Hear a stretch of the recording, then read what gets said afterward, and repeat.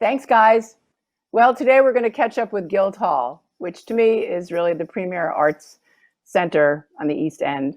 And we love Guildhall at LTV. And joining us today, we're very pleased to have Guildhall's Executive Director, Andrea Grover, and Christina Strassfield, who is the museum's Director and Chief Curator. Ladies, welcome. Thank you. Well, this has been some time. In some ways, it's been, almost like a bad dream. But at the same token, we are finding ways to reinvent. I know from your recent press release, it says Guildhall reinventing.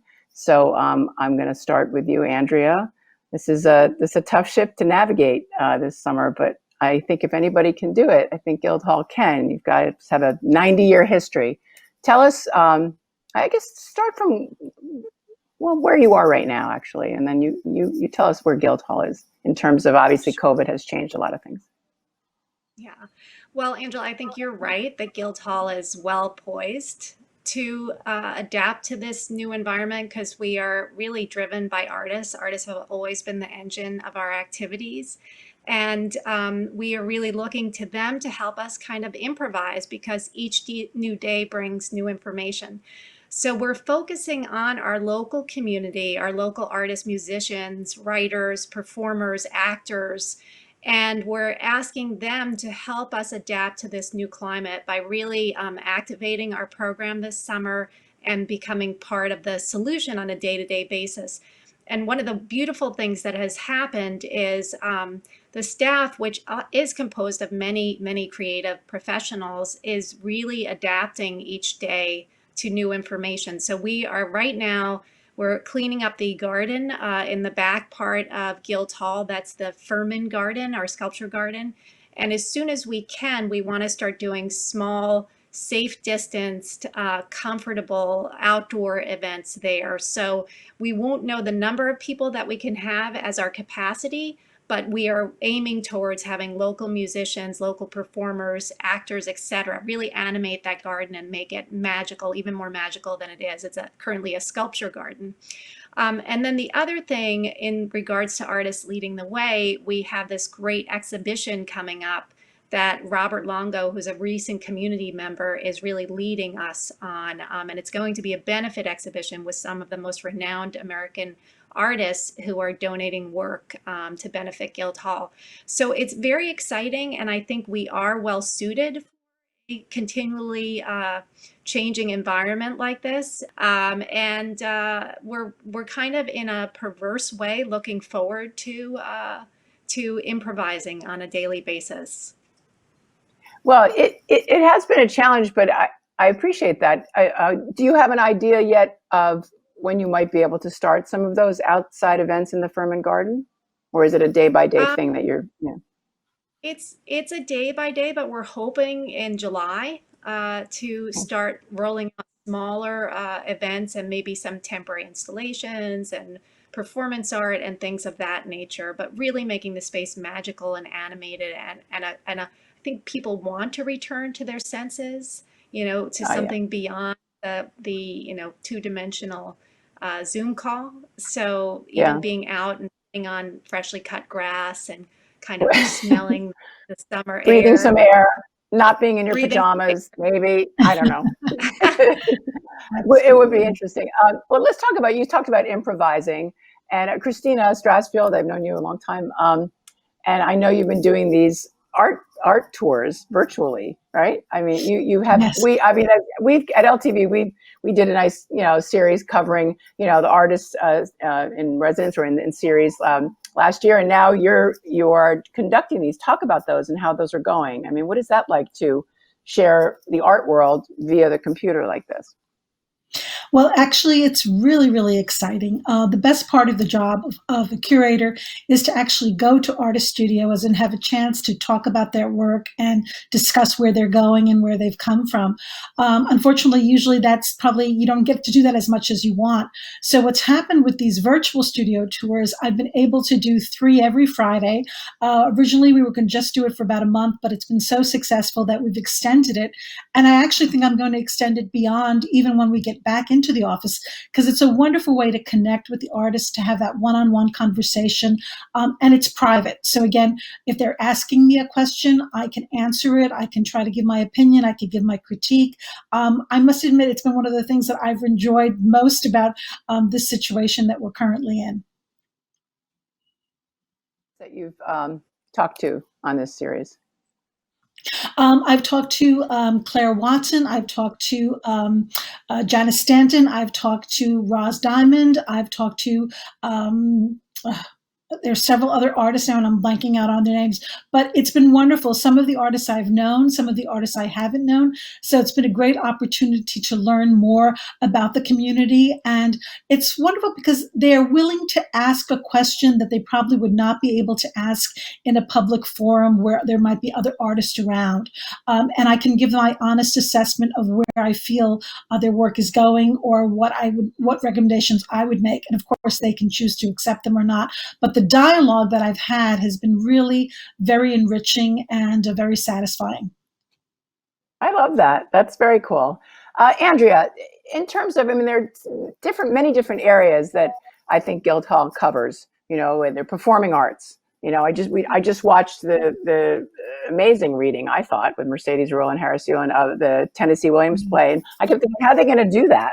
I thought it was great. I thought that translated really well. That was a very positive experience.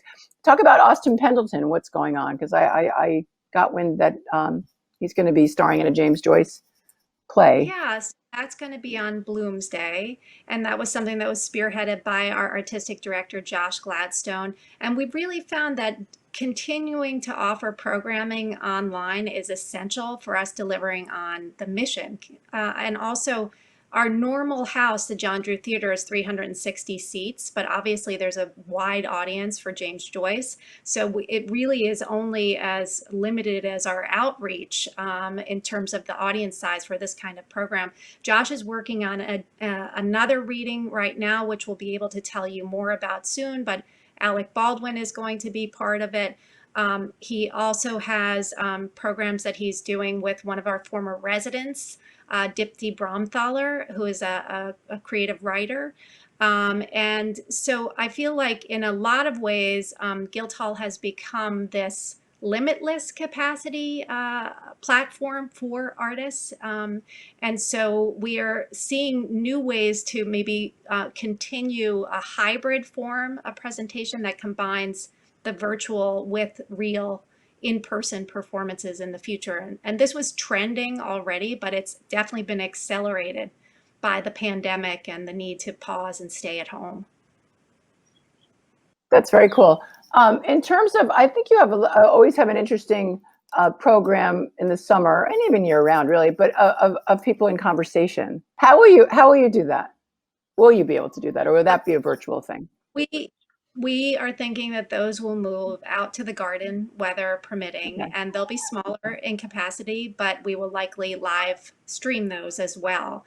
And Florence Fabricant, who is a member of our board, who's the food and wine writer for the New York Times, has been continuously releasing content during the pandemic. So recipes by celebrity chefs we've been sharing through our Guildhall at Home platform, and she's entirely on board to continue interviewing chefs at Guildhall, regardless of the platform, whether it's online or offline or a hybrid of both.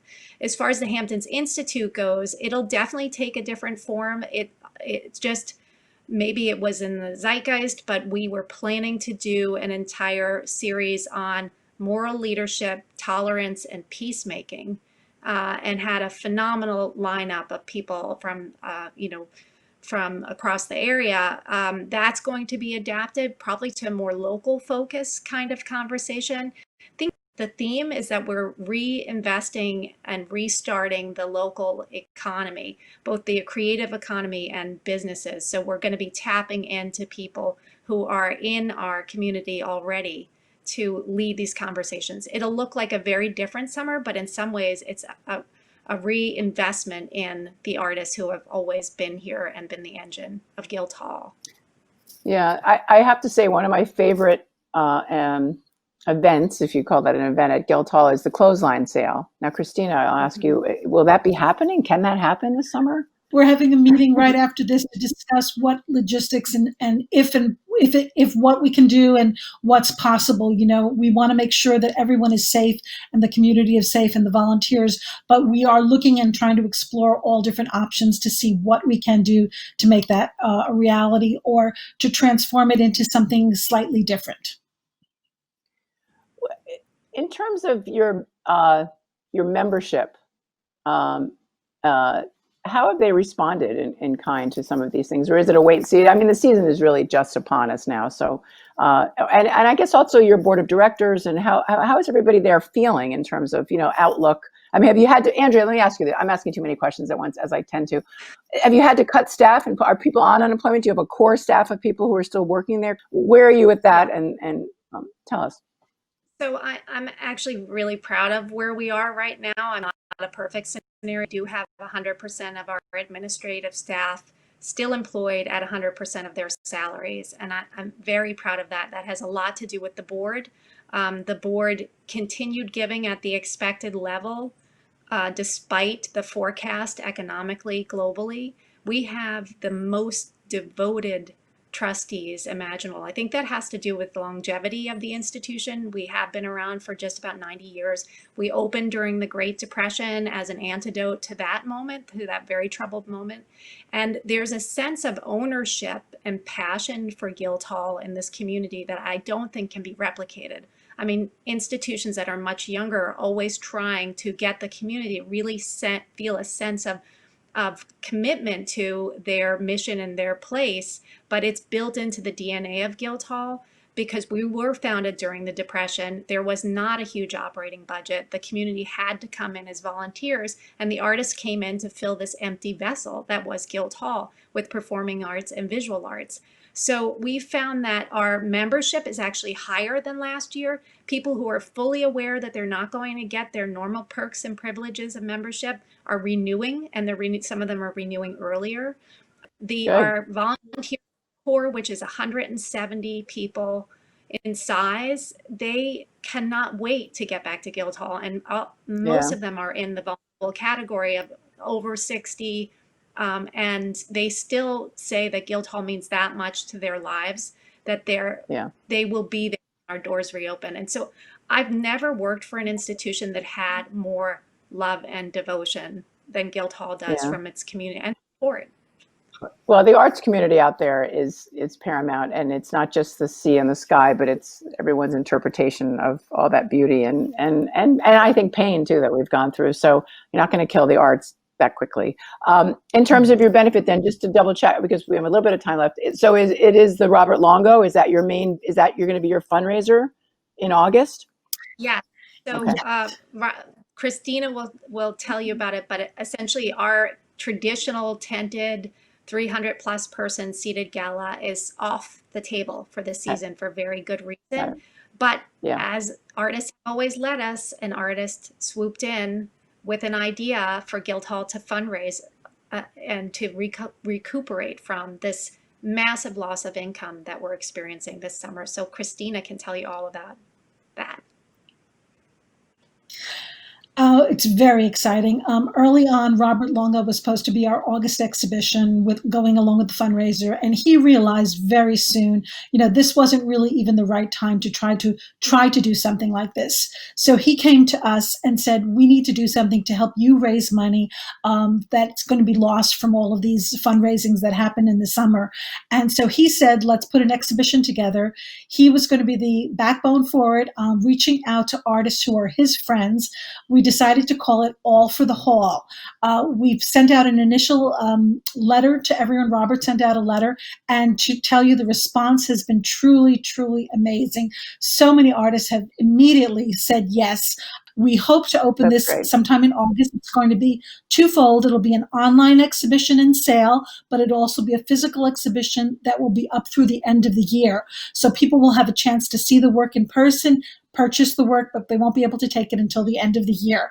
But it's going to be very exciting because it's the community once again coming together for Guildhall as they have done in the past. And as we want to celebrate our 90th anniversary next year, we're excited and thrilled that we have the support of our local community behind us. That's great. Well, All for the Hall sounds like a great idea. And I'm so excited. I got chills when you were telling me all the artists who are participating. We wish 90 plus more years for Guildhall. Andrea Grover, Christina Strassfield, thank you so much for joining us at Facts at 5. We will be working together, I'm sure, more this summer with LTV and Guildhall. And guildhall.org for more information. Yeah, thank you. Great.